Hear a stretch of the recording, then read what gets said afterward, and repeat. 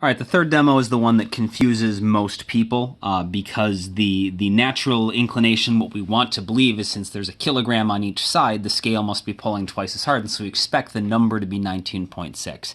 And it turns out that it's 9.8, which means that the scale is pulling just as hard as it always was, which seems kind of weird. But let's think about what this looks like from the scale's perspective. So I'm going to start with the demo that we just did. So we've got pulley, with our string attached to our scale. And then we've got our other pulley. And so this is 1 kilogram. And so our force of gravity, mg 1 times 9.8, it's going to be our 9.8 newtons. We know that the net force has to be 0, and so F net equals 0, which means that the force of tension is equal to 9.8 newtons. And so at least on this side, it sort of makes sense. This tension is coming from the fact that it's attached to the scale, so the scale is pulling with 9.8 newtons. Let's continue this and do for the other objects, though. So the same thing happens over here. So if this is 1 kilogram, we over here have a force of gravity that's also going to be 9.8 newtons, and a tension force that is 9.8 newtons pulling up. And this is the part that people usually intuitively get, that both sides have to get pulled up with 9.8 newtons of force, and so why doesn't the scale double? Let's think about what this looks like to the scale. Let's draw a dot on our scale. We haven't done this before. Newton's third law says that if the scale is pulling, and here I don't want to say up or down because the string has redirected everything, but we can maybe talk about this as our sort of two directions. Maybe we'll call this clockwise and counterclockwise for just this bit of string. And so if the scale is pulling the block counterclockwise, then the block has to pull the scale clockwise. Because if you push on something, it has to push back just as hard. If you pull on something, it has to pull back just as hard. And so if the scale is indeed the thing that's pulling up on the block, then the block has to pull what it thinks is down. It's going to wind up being over on the scale. And so from the scale's perspective, it winds up getting pulled to the right with a 9.8 Newton tension force. And the same thing happens over here. The scale is also pulling up on this block, and so the block tries to pull back down on the scale. The pulley redirects it and winds up pulling the scale to the left.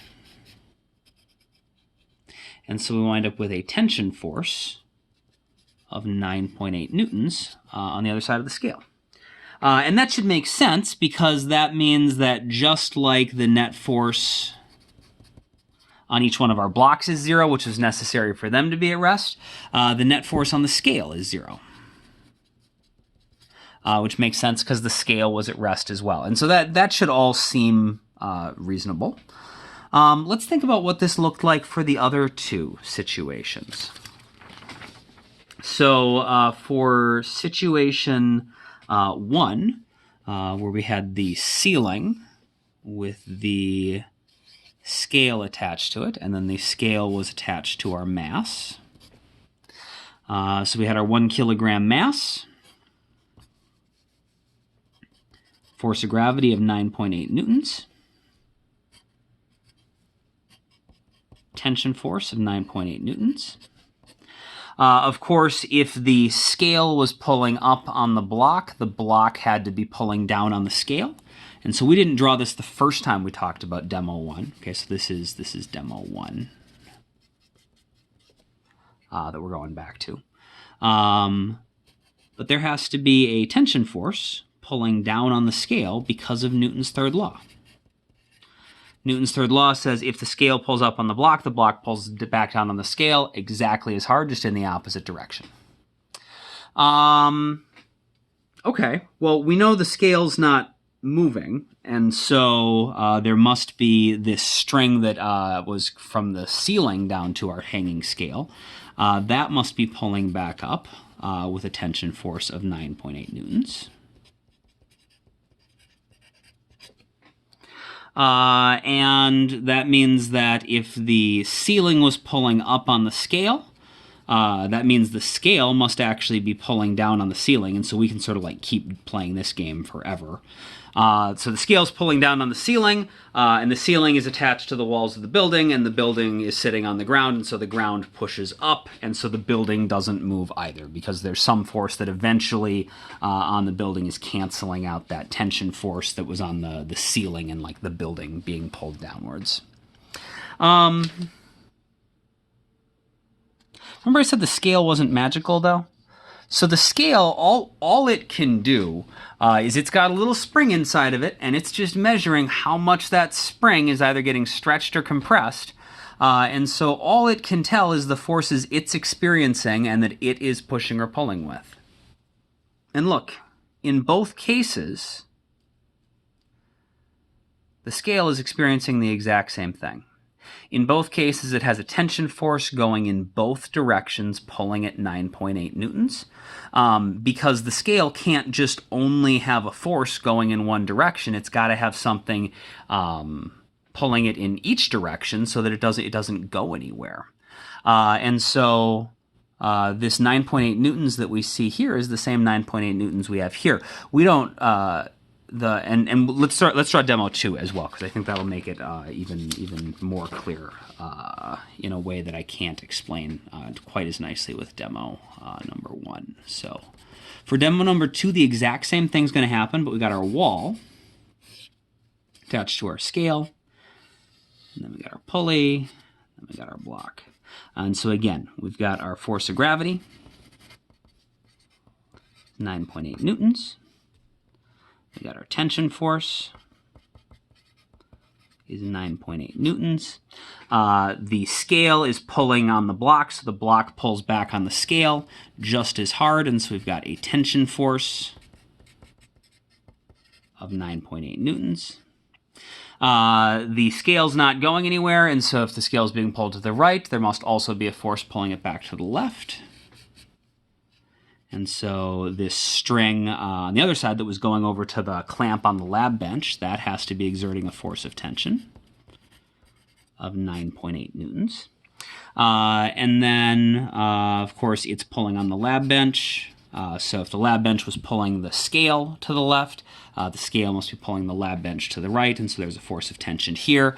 And again, the lab bench is then sitting on the ground, and there either might be like some friction holding it in place, or our lab benches are actually, I think, like glued to the ground. And so there's some other force eventually on the lab bench that's going to prevent the lab bench from sliding across the floor because we're pulling it sideways.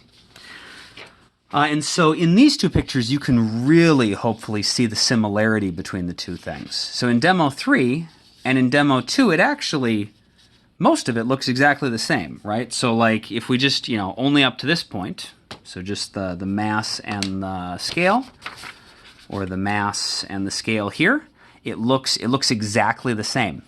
And in both cases, we just had something to prevent the scale from going anywhere. Here, we just tied it off to the wall, and that prevented the scale from going anywhere. Here, we just tied it off to another 1 kilogram mass, because that's the amount that we would want for everything to balance out and have the scale not go anywhere, just like attaching it to the wall makes it not go anywhere. Or, although it's in a different direction, attaching it to the ceiling, like we did in demo 1. Just prevents it from not going anywhere. But that means that there's going to be a force going in both directions in each case. And the other thing you'll notice in all of these demos is that when we draw all the forces in, the force of tension is actually consistent all the way along the rope. So this rope, 9.8 newtons here, 9.8 newtons here, 9.8 newtons here, 9.8 newtons here. In fact, if we got rid of the scale entirely, it would still be 9.8 newtons just along this entire giant string. Same thing here. The force of tension is 9.8 newtons along each one of these. And that's what the scale reads. Here, the force of tension along the entire rope is 9.8 newtons at every single point. It's just pulling back and forth at 9.8 newtons, and that's what the scale reads. And the string is always going to have the same tension all the way along it because of Newton's third law, even if you think of it as like one molecule of string at a time. Each time that one end of the string gets pulled, it has to whatever it's attached to has to pull back in the opposite direction just as hard, and so that'll just go one bit of string at a time all the way along the string to the other end. But it's always going to wind up being that same amount of force. And so another way to think of a scale, or what a scale reads, is if you put a scale on a string. So if you like take a string and just put a spring scale like in the string, it just reads the tension in that string. And so that's going to be sort of our last note here. When we're doing problem solving, when we're thinking about what a scale is going to read, if you put a scale, spring scale,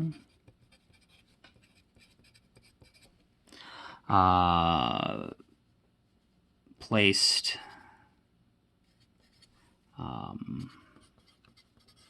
along a string, we'll just measure the tension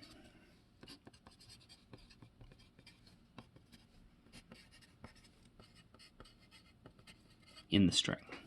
It doesn't have to be a string. Whatever you put the scale, whatever you attach the scale to, it's going to just measure how much tension is in it. Because in every single case, just like each part of the string is getting pulled at 9.8 newtons in each direction, the scale just basically becomes a part of the string. And it is also getting pulled at 9.8 newtons in this case in each direction, which is just the tension in the string, also becomes the tension in the scale, and that's what the scale winds up reading. And so we can use this in the laboratory to get measurements of how big a force is in something, and we can also, it also comes up in problem solving a fair amount.